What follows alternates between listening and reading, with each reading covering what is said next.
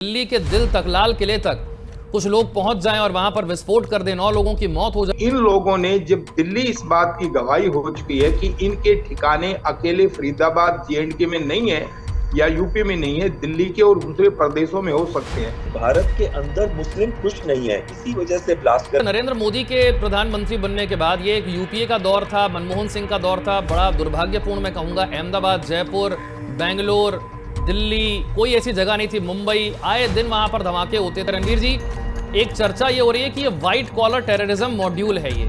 नमस्कार, मैं हूं आपके साथ विशाल कालरा। सबसे पहले दिल्ली धमाके से जुड़ी बड़ी खबर है। खबर यह है कि गृह मंत्री अमित शाह एक हाई लेवल बैठक करने जा रहे हैं। सुबह 11 बजे यह बैठक होने वाली है, यानी कि बस अब से कुछ ही देर में यह बैठक शुरू हो जाएगी। एनआईए के डीजी और आईबी के डायरेक्टर इस बैठक में मौजूद रहेंगे। इसी के साथ साथ गृह सचिव इसमें होंगे, पुलिस कमिश्नर इस बैठक में होंगे, दिल्ली के पुलिस कमिश्नर भी यहां पर आएंगे। जम्मू कश्मीर पुलिस के डीजीपी वर्चुअली यहां पर जुड़ने वाले हैं, क्योंकि दिल्ली के नजदीक फरीदाबाद में कल ही करीब 3000 किलो विस्फोटक पकड़ा गया था और इस कार्रवाई में जम्मू कश्मीर पुलिस भी शामिल थी, हरियाणा पुलिस भी शामिल थी। उनका यह जॉइंट ऑपरेशन था और 2900 किलो विस्फोटक पकड़े जाने की शाम को ही दिल्ली में धमाका हो गया। अब गृह मंत्री बैठक करने वाले हैं, एनआईए के डीजी, इंटेलिजेंस ब्यूरो के ऑफिसर इसमें शामिल होंगे, गृह सचिव होंगे, दिल्ली के पुलिस कमिश्नर होंगे, जम्मू कश्मीर पुलिस के डीजीपी भी वर्चुअली इस बैठक में जुड़ने वाले हैं। अब देखना है कि गृह मंत्रालय में होने वाली इस बैठक के जरिए क्या कुछ निकल कर आता है, क्योंकि जो एक्सपर्ट्स हैं वो ये बता रहे हैं कि दिल्ली में हुआ धमाका अकेला धमाका हो ये नहीं है, हो सकता है कि आगे और धमाकों की प्लानिंग भी की गई हो, क्योंकि 2900 किलो विस्फोटक बहुत ज्यादा मात्रा में होता है। क्या इसके अलावा भी कहीं पर विस्फोटक रखा गया था? क्योंकि दिल्ली में हुआ धमाका संकेत तो यही दे रहा है, और अगर आतंकी दिल्ली तक पहुंच सकते हैं, लाल किले तक पहुंच सकते हैं, तो फिर ये कहीं भी पहुंच सकते हैं। बेहद सतर्क होने की जरूरत है। थोड़ी ही देर में गृह मंत्री अमित शाह की यह बैठक शुरू हो जाएगी। एनआईए, आईबी, गृह सचिव, police commissioner, Jammu Kashmir police के डीजीपी सभी इस बैठक में शामिल होने वाले हैं।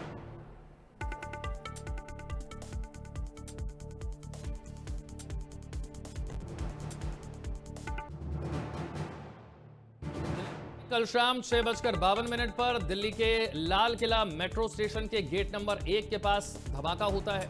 इस धमाके में हरियाणा नंबर की एक i20 कार का इस्तेमाल किया जाता है। इसमें धमाका इतना जोरदार होता है कि आसपास की 8 गाड़ियों की धज्जियां उड़ जाती है, चीथड़े उड़ जाते हैं। 9 लोगों की इसमें मौत हो गई है। कई लोग इसमें घायल हैं। जो घायल हैं, दिल्ली के एलएनजेपी हॉस्पिटल में उनका इलाज चल रहा है। और जितना तेज यह धमाका था, जितना हाई इंटेंसिटी के साथ यह धमाका हुआ, जाहिर सी बात है कि इसमें विस्फोटक का इस्तेमाल किया गया है और विस्फोटक अमोनियम नाइट्रेट भी हो सकता है। हालांकि पुष्टि होनी अभी बाकी है, लेकिन क्योंकि कल ही दिल्ली के नजदीक फरीदाबाद से 2900 किलो अमोनियम नाइट्रेट बरामद किया गया था, जो कि आमतौर पर खाद के लिए इस्तेमाल किया जाता है, उर्वरक के लिए इस्तेमाल किया जाता है, बहुत आसानी से ये उपलब्ध होता है। ऐसे में यह माना जा रहा है कि क्या इसका इस्तेमाल करके देश के बाकी हिस्सों को दहलाने की साजिश भी रची गई थी। ये 8 तस्वीरें आपके सामने हैं। जो i20 कार आप देख रहे हैं पहली तस्वीर में, ये वही हरियाणा नंबर की i20 कार है जिसमें धमाका हुआ। ब्लास्ट से परखच्चे उड़ गए, न सिर्फ उस गाड़ी के बल्कि आसपास खड़ी कई गाड़ियों के भी। विस्फोट के बाद जो अफरा तफरी मची वो आप देख रहे हैं दिल्ली के लाल किले के पास का इलाका, जहां पर हर समय हजारों की संख्या में लोग मौजूद रहते हैं, काफी भीड़ होती है। दिल्ली के एलएनजेपी अस्पताल में घायलों को भर्ती कराया गया है। जांच टीम अब भी मौके पर है, फॉरेंसिक टीम, और उसके कुछ ही देर बाद गृह मंत्री अमित शाह कल रात ही घायलों का हाल लेने के लिए एलएनजेपी अस्पताल पहुंच गए। घटनास्थल पर भी गृह मंत्री पहुंचे और अब वहां पर लगे हुए सीसीटीवी खंगाले जा रहे हैं, ताकि यह पता चल सके कि यह गाड़ी वहां पर कितनी देर रुकी, इसमें कौन था, किस तरीके का विस्फोटक इस्तेमाल हुआ, कितने लोग और शामिल थे, क्या फोन पर किसी से यह शख्स बात कर रहा था। उमर नाम का यह शख्स है जो कि गाड़ी में नजर आता है, और कई लोगों को यह गाड़ी बेची गई। जो आखिरी ओनर इस कार का था वो मोहम्मद उमर नाम का ही शख्स था, जो कि इसी गाड़ी में बैठा हुआ कल नजर भी आया था। तो इन 8 तस्वीरों में दिल्ली में हुए धमाके की पूरी कहानी बयां हो जाती है। अब देखना यह है कि यह धमाका संभव कैसे हुआ, इनकी प्लानिंग सक्सेसफुल कैसे हो गई, कैसे जम्मू कश्मीर पुलिस को यह भनक लगी कि 2900 किलो विस्फोटक हरियाणा में है, फरीदाबाद में है। जम्मू कश्मीर पुलिस के अधिकारी यहां पर पहुंचते हैं, हरियाणा पुलिस के साथ मिलकर एक जॉइंट ऑपरेशन चलाते हैं। फरीदाबाद से लोगों को पकड़ा जाता है जिनके पास से 2900 किलो विस्फोटक मिलता है, और उस विस्फोटक को पकड़ने के बाद और उन लोगों को गिरफ्तार करने के बाद यह समझा जा रहा था कि एक बड़ी प्लानिंग, एक बड़ी साजिश को हमने नाकाम कर दिया है, फेल कर दिया है। लेकिन जो सिक्योरिटी एजेंसीज हैं वो गलत साबित हुई। ये साजिश नाकाम नहीं हुई थी, ये कल रात ही उनकी साजिश जो थी वो सफल हो गई और दिल्ली में वो धमाका कर पाए, लाल किले के पास वो धमाका कर पाए, ऐसा धमाका कर पाए जिसकी वजह से 9 लोगों की मौत हो गई। देश की राजधानी में इस तरीके का धमाका हमारी सिक्योरिटी पर बहुत बड़े सवाल खड़े कर रहा है। पिछले कुछ वर्षों में देखा है कि आतंकवाद को लेकर हमारी एजेंसियां बहुत ज्यादा चौकन्नी रही हैं। हमने देश के किसी भी हिस्से में इस तरीके के हमले नहीं होने दिए हैं, लेकिन कल आखिर ऐसा क्या हुआ कि इन आतंकियों की प्लानिंग कामयाब हो गई। हालांकि यह आतंकी हमला था, इसमें कौन सा विस्फोटक इस्तेमाल हुआ, इस तरह की बातों की पुष्टि अब तक दिल्ली पुलिस या किसी भी और एजेंसी ने नहीं की है। लेकिन जितने भी एक्सपर्ट्स जिनसे हम बात कर रहे हैं उनका कहना है कि जाहिर सी बात है कि आतंकी हमला है, इसमें बड़ी मात्रा में विस्फोटक इस्तेमाल किया गया है और अब उसी एंगल से इसकी जांच की भी जानी चाहिए।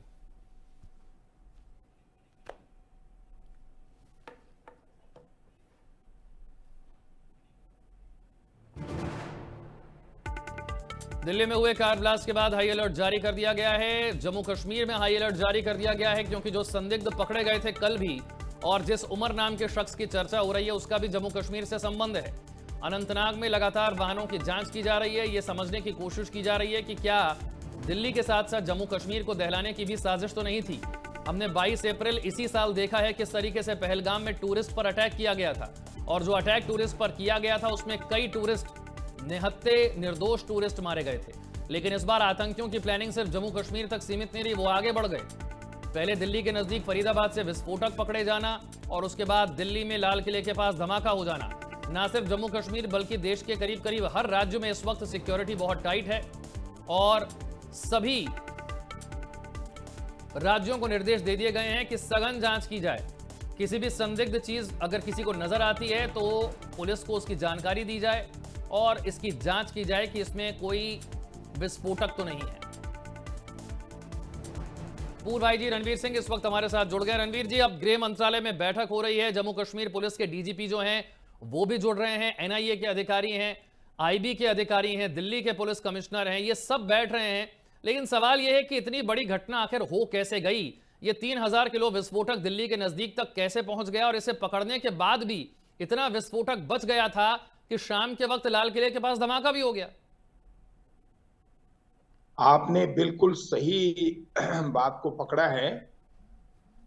मुझे बड़ा खेद है, बड़ा दुख है कि इतना बड़ा विस्फोट जो है ना लाल किले के पास हुआ है और पुलिस की बहुत बड़ी चूक मैं मानता हूं, क्योंकि खुद एक पुलिस अधिकारी रहा हूं और 30 साल नौकरी की है वहां पे। अब अंदाजा लगाइए कि 19 अक्टूबर को जम्मू कश्मीर के अंदर एक पोस्टर पकड़ा जाता है और उस पोस्टर में बिल्कुल सरेआम धमकी दी जाती है कि भी हम अपना खेल खेलेंगे। और इसके बाद जम्मू कश्मीर पुलिस अलर्ट होती है और अलर्ट होने के बाद वो फौरी उस पोस्टर जो लगाने वाला बंदा है सीसीटीवी के थ्रू उसके पास पहुंचती है और आदिल को पकड़ लेती है। आदिल को पकड़ने के बाद उन्होंने पूरा खुलासा उसका निचोड़ निकाल लिया और फरीदाबाद पुलिस को भी बुला लिया और इसके बाद फरीदाबाद पुलिस उसको ट्रांजिट रिमांड पे ले गई और फिर फरीदाबाद से ये सारी सामग्री जो है ना आरडीएक्स बरामद हुआ। मतलब इतनी देर अंदाजा लगे 20 अक्टूबर के बाद और कल की जो घटना है 10 अक्टूबर की, पूरे मतलब 20 दिन पुलिस को मिलते हैं हाई अलर्ट के लिए। ऑल इंडिया लेवल पे जब इस प्रकार की कोई भी वारदात मिलती है या होती है, कम से कम परसों जो है ना नर्सों से मतलब ये ट्रांजिट रिमांड के ऊपर इसको 8 तारीख को ले आए हैं और 8 तारीख को लाने के बाद कल 10 तारीख इनको पूरे 36 घंटे मिले लोकल सारी पुलिसों को। हमारा जो ज्वाइंट मीटिंग होती है दिल्ली पुलिस के साथ, क्योंकि मैं खुद फरीदाबाद एसएसपी रहा हूं। रणवीर जी, एक चर्चा ये हो रही है कि ये व्हाइट कॉलर टेररिज्म मॉड्यूल है। ये ऐसे लोग जो अच्छा पढ़ा लिखे हैं, अच्छी नौकरी करते हैं, बढ़िया प्रोफेशनल्स हैं, इनको ब्रेन वॉश करके आप इस काम में इन्हें लगा दीजिए। और फरीदाबाद की अल फलाह यूनिवर्सिटी की इसमें चर्चा हो रही है। जिन 3 डॉक्टरों का नाम आया है वो इसी यूनिवर्सिटी से संबंध रखते थे, वहां पर अभी रेड भी चल रही है। ये व्हाइट कॉलर टेररिज्म मॉड्यूल क्या है, जरा समझाइए। ये बड़ा सिंपल सा है। देखिए, जो आतंकवादी ग्रुप होते हैं वो सबसे ज्यादा जो बुद्धिजीवी लोग होते हैं, इंटेलेक्चुअल जो लोग होते हैं, उनका ब्रेन वॉश कर देते हैं और उन्हें फिदाइन की कैटेगरी में ले आते हैं। और जिस वक्त वो फिदाइन बन जाता है, इसके बाद वो कुछ भी करने के लिए तैयार हो जाता है, मतलब अपनी कुर्बानी देने को भी वो तैयार हो जाता है। और इसमें इंटेलेक्चुअल जो लोग जिन्होंने डॉक्टरों को लिया है, उनका बड़ा सिंपल सी थ्योरी है कि उनके ऊपर समाज का कोई भी व्यक्ति और खासकर पुलिस भी उनके ऊपर शक नहीं करती। शक ना करने का केवल कारण यही है कि उन्होंने व्हाइट कॉलर के साथ व्हाइट ड्रेस पहनी होती है डॉक्टर की, और उसके ऊपर शक बहुत कम होता है। और यही इस यूनिवर्सिटी में, इस केस में फरीदाबाद के अंदर हुआ। जो आज बयान है उन सभी लोगों के आसपास वालों के भी, हमें कभी शक ही नहीं था कि एक डॉक्टर इतनी बड़ी वारदात करने में शामिल हो सकता है या इतना बड़ा जखीरा जो है ना विस्फोटक आरडीएक्स का रख सकता है। उनके ऊपर शक ना हो रहा, उनको फिदाइन के लिए तैयार करना, जैसा इन बिल्कुल। आतंकवादियों की इस आप, वजह से हाँ, ये मैं आपके पास आ रहा हूं। इसी एक और खास इन्होंने मेहमान भी हमारे डॉक्टरों साथ जुड़ गए हैं, एयर कॉमोडोर एएस बहल साहब इस वक्त हमारे साथ जुड़ गए हैं। सर, बहुत स्वागत है आपका। और कल रात से अब तक आपने भी देखा है कि घटनाक्रम किस तरीके का रहा है। बहुत दुखद है ये, और मुझे बहुत तकलीफ होती है बताते हुए कि हमारे देश की राजधानी में, दिल्ली के दिल तक, लाल किले तक कुछ लोग पहुंच जाएं और वहां पर विस्फोट कर दें, 9 लोगों की मौत हो जाए, इतने लोग घायल हो जाएं, और वो भी तब जबकि उससे 24 घंटे पहले हमें फरीदाबाद में 2900 किलो विस्फोटक मिला हो। यानी कि हमें पता था कि क्या हो रहा है, उसके बाद भी हम इसे रोकने में कामयाब नहीं हो पाए। बहुत ही महत्वपूर्ण बातों को आपने उजागर किया है, लेकिन इसमें एक दो बातें मैं ये कहना चाहूंगा। सबसे पहले बात ये कहना चाहूंगा कि हमने जितने एक्शन लेने के बाद लोगों को पकड़ा, खासकर फरीदाबाद मॉड्यूल को, और खास और भी हमने पकड़े थे आतंकी जो यूपी के थे, डीजी जो वहां की एटीएस है गुजरात की, उसने पकड़ा था। तो कहीं ना कहीं ये बहुत बड़ी कामयाबी से हम एक नेटवर्क ऑफ एक्सप्लोजन्स को रोक सके। अगर ये कहे कि इस एक पर्टिकुलर एक्सप्लोजन को हम नहीं रोक पाए, आपकी बात सही है, लेकिन आप ये देखिए कि जब 100 हमले हम रोकते हैं तो एक आधा हमला बीच में से चला जाता है। तो कहीं ना कहीं जो बहुत बड़े काम भी किए हैं वो इस समय थोड़ा छोटे नजर आ रहे हैं। इस वजह से नजर आ रहे हैं क्योंकि उसके बाद ये जो बचा हुआ अमोनियम फॉस्फेट या फिर जो पहले से स्प्रेड अमोनियम फॉस्फेट है, उसको लेकर आतंकी पैनिक के अंदर उन्होंने ये अटैक किया।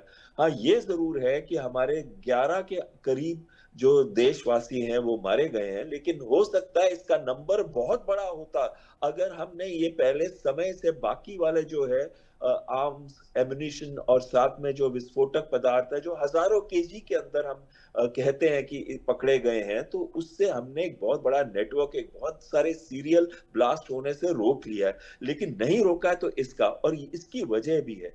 देखिए, जब आप इतनी बड़े मॉड्यूल को पकड़ते हैं तो ये मॉड्यूल कोई आज नहीं बना है। दूसरा है कि इसके पीछे हाथ किसका है। इसके पीछे अगर हम कहें जैश ए मोहम्मद के लिंक्स हैं, जो कि मुझे पूरा लगता है कि इसके पीछे जैश ए मोहम्मद के लिंक्स हैं, लेकिन जैश ए मोहम्मद का लिंक खाली होना सही नहीं है। इसके पीछे पाकिस्तान का हाथ है, उनकी इंटेलिजेंस का हाथ है, उसके आईएसआई का हाथ है, जो उनकी इंटेलिजेंस विंग है, इंटर सर्विसेज इंटेलिजेंस विंग है, उसका हाथ है। और जब तक हम उनको अटैक नहीं करेंगे, यानी कि जनरल जो पाकिस्तान के अंदर बैठ के ये हरकतें करते हैं, हम 1000 ब्लास्ट को रुकवा लें, लेकिन एक आधा ब्लास्ट तो हमेशा हो ही जाएगा। जिस हिसाब से सैकड़ों के करीब वो लोग आतंकी भेजते हैं, ये हमारे घर के अंदर का मॉड्यूल है। और इस मॉड्यूल के अंदर आप देखिए, सबसे महत्वपूर्ण बात जो आती है कि ये पढ़े लिखे लोग हैं, और पढ़े लिखे लोग जो डॉक्टर की स्थिति में होते हैं वो टेक्नोलॉजी से भी बहुत क्लोज होते हैं, और टेक्नोलॉजी उनको आती है और समझ आती है, जिसकी वजह से वो नॉर्मल खाद जैसा पदार्थ होता है अमोनियम फॉस्फेट, उसको एक विस्फोटक बनाने में उनके पास क्षमता उनके पास होती है।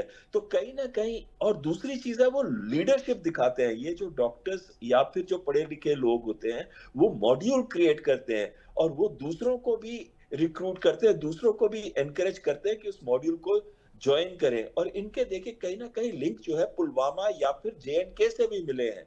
तो सारी बातों को अगर हम एक साथ देखेंगे और सारे जो बिंदु आ रहे हैं चारों तरफ से उनको एक साथ देखेंगे तो कहीं ना कहीं एक बहुत बड़ी साजिश जो पाकिस्तान से रची हुई है उसका हाथ है। हाँ, मॉड्यूल जरूर भारत के अंदर बना है और यही पाकिस्तान चाहता है। वो ये कहेगा ये तो हिंदुस्तानी लोग हैं और हिंदुस्तान के अंदर खुश नहीं है, इसी वजह से। और वो चाहते हैं हिंदू मुस्लिम की फसाद बने, वो चाहते हैं डिवाइड करें हम हिंदू मुस्लिम को, जो हमारे देश में हम होने नहीं देंगे।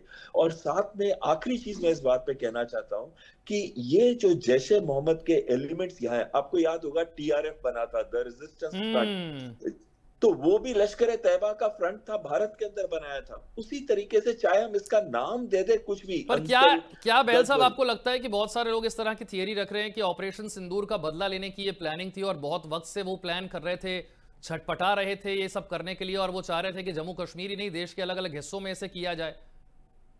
आपकी बात सही है, एक हद तक सही है जब आप ये कहते हैं कि इस बार जम्मू एंड कश्मीर से हम वो अलग होना चाहते थे, वो नहीं चाहते थे इसको कश्मीर। बिकॉज पिछली बार जब जनरल मुनीर ने कहा था कि कश्मीर उनका अंग है और साथ में उन्होंने कहा था कि हिंदू मुस्लिम साथ नहीं रह सकते, तो कहीं ना कहीं उस बात से हट के अब वो ये दिखाना चाहते हैं कि भारत के अंदर मुस्लिम खुश नहीं है, इसी वजह से ब्लास्ट करें। लेकिन ये बात सही नहीं है, ये बिल्कुल सही नहीं है। और दूसरी चीज आती है कि जो इसका नाम दिया उन्होंने अंसल गजवल उल हिंद, नाउ ये सब नाम फ्रंट्स है, असली काम तो वो जनरल करवा रहे हैं वहां पे। और असली देखिए, कोई भी आतंकवादी घटना होती है उसके लिए हमारे पास आर्म्स एम्युनिशन होने चाहिए, विस्फोटक होने चाहिए।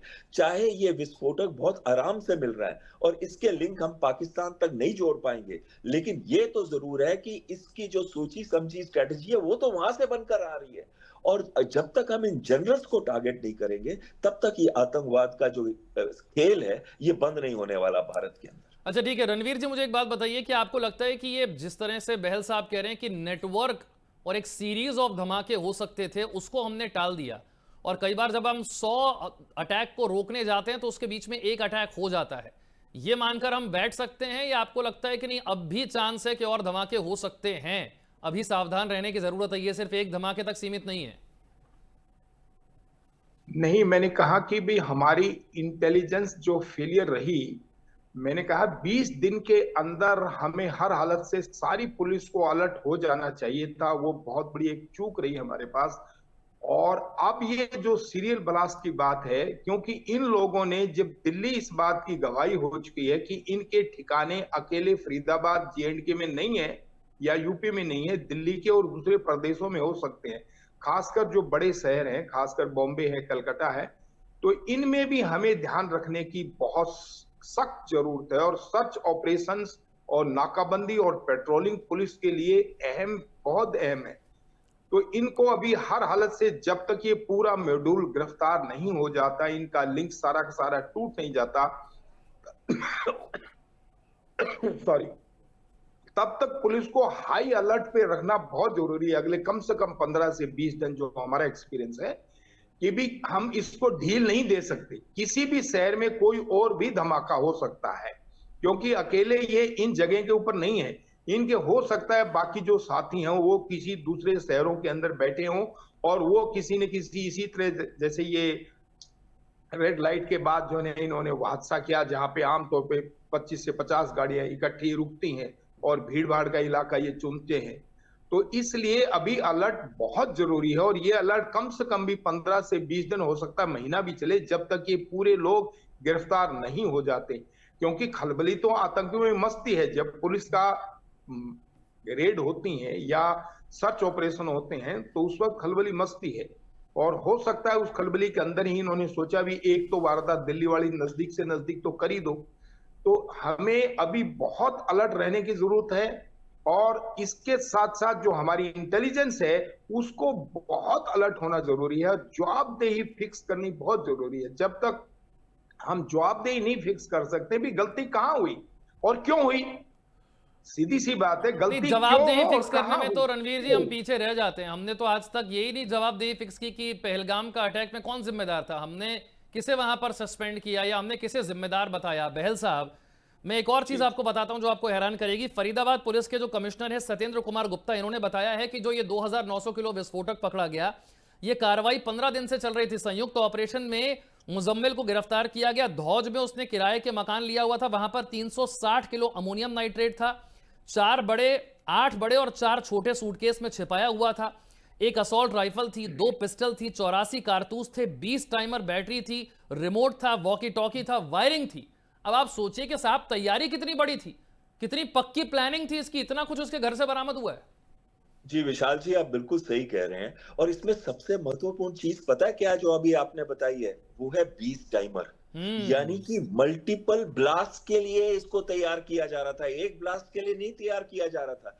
क्योंकि इतना सारे रेड शुरू हो गए थे कल, उस वजह से कहीं पैनिक के अंदर डॉक्टर ओमार उस कार को ले गए, या तो इंटेंशनली या अनइंटेंशनली उस रेड लाइट के पास उनका एक्सप्लोजन हो गया, या वो बॉम्ब ब्लास्ट हो गया। तो कहीं ना कहीं उसमें भी अमोनियम नाइट्रेट के ट्रेसेस मिले हैं। तो ये बहुत महत्वपूर्ण चीज है। पहले क्या होता था, आरडीएक्स होता था, आरडीएक्स के पेलेट्स मिलते थे हमको और गड्ढा बन जाता था, ऐसा कुछ भी नहीं दिखा इस बार। इसका मतलब है कि कहीं ना कहीं जो पाकिस्तान की आईएसआई है वो ये दर्शाना चाहती है कि भारत के अंदर का मॉड्यूल है, ये भारत की अपनी प्रॉब्लम है, इसमें हमारा कोई हाथ नहीं है। और ये चीज वो पिछली बार करना चाहते थे लेकिन हुआ नहीं। पिछली बार तो वो पकड़े गए उसमें, जब सुलेमान जो उनका फ्रंट था वहां पे कमांडो, उसको बाद में हमने मार भी दिया था डिफरेंट ऑपरेशन के अंदर। तो कहीं ना कहीं वो तो उजागर हो गया था, लेकिन इस बार वो चाहते हैं कि कोई भी ऐसा सुराग जो उनसे लिंक ना हो पाए। लेकिन ये तो होगा नहीं, क्योंकि ये सारी की सारी हरकत जो है पाकिस्तान से ही कोऑर्डिनेटेड। और ये आपकी बात बिल्कुल सही है कि हमें चौकन्ना रहना है। हमें खासकर जो अपनी मेजर सिटीज हैं, मुंबई हो गई, कलकत्ता हो गया, या फिर भीड़ भाड़ के जो इलाके हैं, या मंडियां हैं, या फिर जहां पे बहुत ज्यादा लोग कॉन्सेंट्रेट करते हैं रिलीजियस जगहों पे, गुरुद्वारों में, मंदिरों के अंदर, वहां पे पर सतर्क बहल रहने की साहब, जो बहुत बात आप कह जरूरत रहे है। हैं ये बात तो बिल्कुल ठीक है, लेकिन हम इन बातों को तो हम कई सालों से अब पीछे छोड़ चुके थे। अगर आप ध्यान से देखें, खासतौर से नरेंद्र मोदी के प्रधानमंत्री बनने के बाद, ये एक यूपीए का दौर था, मनमोहन सिंह का दौर था, बड़ा दुर्भाग्यपूर्ण मैं कहूंगा। अहमदाबाद, जयपुर, बेंगलोर, दिल्ली, कोई ऐसी जगह नहीं थी, मुंबई, आए दिन वहां पर धमाके होते थे। और हमने पिछले 12-13 सालों में एक बहुत बड़ा शिफ्ट हमने देखा। हम इतने चौकन्ने हुए कि हमने किसी आतंकी हमले को, जम्मू कश्मीर को छोड़ दिया जाए तो हमने कामयाब नहीं होने दिया। इसका मतलब पिछले 11, 12, 13 सालों में हम कुछ बहुत ठीक कर रहे थे, जो अब नहीं हुआ, वो मिस कर गए हम। मैं फिर से एक चीज आपको इसमें कहूंगा कि 14 साल में के बाद ये ब्लास्ट हुआ है, और 14 साल के बाद जब ये ब्लास्ट हुआ है तो इसमें कहीं ना कहीं ये चीज बड़ी इंपॉर्टेंट आ जाती है कि जो चीजें हम सतर्कता बरत रहे थे पहले, ये नहीं होता। जैसे मैं आपको पहले भी कह रहा था कि अगर 100 के करीब प्लान किए गए हो आतंकी हमले, तो उसमें एक आधा जरूर सफल हो जाता है। ये इसलिए है कि 24/7 आप कभी भी उस तरह की मुस्तैदी नहीं दिखा सकते जिस तरह की मुस्तैदी आपको चाहिए हर अटैक रोकने के लिए। वो हो ही नहीं सकता, ह्यूमनली पॉसिबल नहीं है। दूसरी चीज है कि 14 साल के अंदर ज्यादा फोकस उनका था कश्मीर के अंदर, और कश्मीर के बाद था जो जम्मू के एरियाज हैं या जम्मू के पास हैं, जैसे कि हमारे जो रिलीजियस स्थान थे उनके पास, उन जंगलों में था उनका फोकस। वो शिफ्ट कर रहे थे, वो चाहते थे कि जो हमारी आर्म्ड फोर्सेस है जो डिप्लॉयड है कश्मीर के अंदर, एलएसी के पास डिप्लॉयड है, वो वाली फोर्सेस कम होके जम्मू पे आ जाए ताकि चीन के ऊपर प्रेशर कम पड़े। ये सब मिली भगत है पाकिस्तान की। ऐसा नहीं है कि पाकिस्तान कोई भी काम सोच समझ के नहीं करता। बहुत शातिर दिमाग है उनके जनरल्स का, जो अपने आप को बचाने के लिए और भारत को नीचा करने के लिए हमेशा तैयार रहते हैं। और आखिरी चीज मैं इस पे ये कहूंगा कि जो पाकिस्तानी जनरल का माइंड वर्क करता है वो इस वजह से वर्क करता है कि जब तक भारत अस्थिर रहेगा, ब्लीड इंडिया थ्रू 1000 कट्स करते रहेंगे, तब तक उनका अस्तित्व है। जिस दिन भारत थ्रेट नहीं रहता तो उनका अस्तित्व कैसे होगा? वो भारत के अंदर कभी भी सिचुएशन को बेटर नहीं होने देंगे। अब हमारा अगला टारगेट, अगर ऑप्शन 2 हम करते हैं, तो अगला टारगेट उनके जनरल्स के ऊपर होना चाहिए। मुनीर, मलिक, मिर्जा, इन तीनों को हमें टारगेट करना पड़ेगा ताकि इनके जनरल्स के अंदर एक ऐसा भय बने कि वो कभी आगे आतंकवाद का रास्ता चुनने के लिए दोबारा सोचें। रणवीर जी, अब ये तो अटैक हो गया, अब सवाल ये उठ रहा है कि यहां से आगे क्या? गृह मंत्रालय में बैठक हो रही है, बड़े बड़े अधिकारी पहुंच रहे हैं, अब यहां से आगे क्या? क्योंकि हमने तो देखा है कि लखनऊ की भी एक जो है वो सहायक प्रोफेसर गिरफ्तार हुई है, उसकी गाड़ी से भी AK-47 मिली है। हरियाणा से लिंक हैं, लखनऊ से लिंक हैं, जम्मू कश्मीर से लिंक हैं, कहां कहां तक ये स्लीपर सेल फैले हुए हैं। पाकिस्तान तो ये सोचकर खुश हो सकता है ना कि हमें अपने आतंकी भेजने की जरूरत ही नहीं है, आपके ही देश में हमारे इतने स्लीपर सेल बैठे हुए हैं। देखिए, ये जो मीटिंग आज हो रही है, ये मीटिंग तो कल ही हो जानी चाहिए थी एमएचए में, होम ब्रांच के अंदर, क्योंकि जब भी इस प्रकार का बड़ा विस्फोटक सामान मिलता है, खासकर दिल्ली के आसपास के एरिया में, तो उसी वक्त हाई अलर्ट डिक्लेयर कर दिया जाता है एमएचए की तरफ से और सारी पुलिस सर्च ऑपरेशन में लग जाती है चारों तरफ। और उस सर्च ऑपरेशन के और नाकाबंदी और पेट्रोलिंग, जो 3 लेयर की हमारी नाकाबंदी होती है थानों के आसपास की और मिडिल एरिया की और इसके बाद बॉर्डर एरिया की, तो उससे ही जो है ना हमारे आतंकी या जो अपराधी है वो कांपता है कि भी चारों तरफ पुलिस खड़ी है। और पुलिस का खड़ा होना मीन्स एक ये चीज को दर्शाता है वो नागरिकों को भी कि भी हाँ, पुलिस हमारे आसपास है। मतलब कोई ऐसी बात होती है, कोई अनजान चीज मिलती है तो पुलिस को इन्फॉर्म भी कर देते हैं लोग और बता भी देते हैं कि यहाँ पे ऐसे ऐसे संदिग्ध लोग हैं। तो ये जो चूक हो रही है, मैं इस चूक के बहुत ज्यादा सीरियस है कल से मैं, कि भी कल से ये चूक नहीं होनी चाहिए थी और इतने लोग नहीं मरने चाहिए थे। और अब अगली जो चूक है हमारे पुलिस के अंदर है भी प्रिवेंशन ऑफ क्राइम।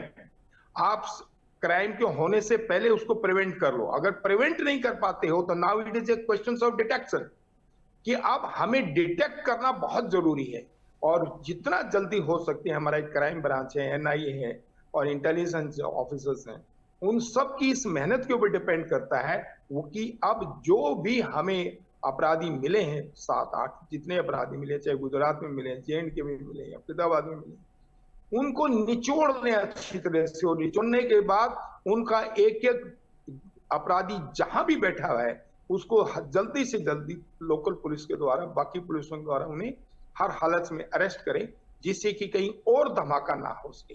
ठीक है, इसलिए कई अपडेट अभी सामने आने बाकी हैं। गृह मंत्री भी बैठक कर रहे हैं और जैसे और जानकारियां हमारे सामने आएंगी कुछ वक्त के बाद हम आपसे दोनों से फिर बात करेंगे। फिलहाल के लिए आप दोनों का हमारे साथ जुड़ने के लिए बहुत बहुत शुक्रिया। आपने हमारे दर्शकों को समझाया कि दिल्ली धमाके के पीछे किस तरीके की साजिश हो सकती है और अब कितना सावधान रहने की जरूरत है। इस धमाके को लेकर बड़ी कवरेज लगातार जारी रहेगी। फिलहाल छोटा सा ब्रेक।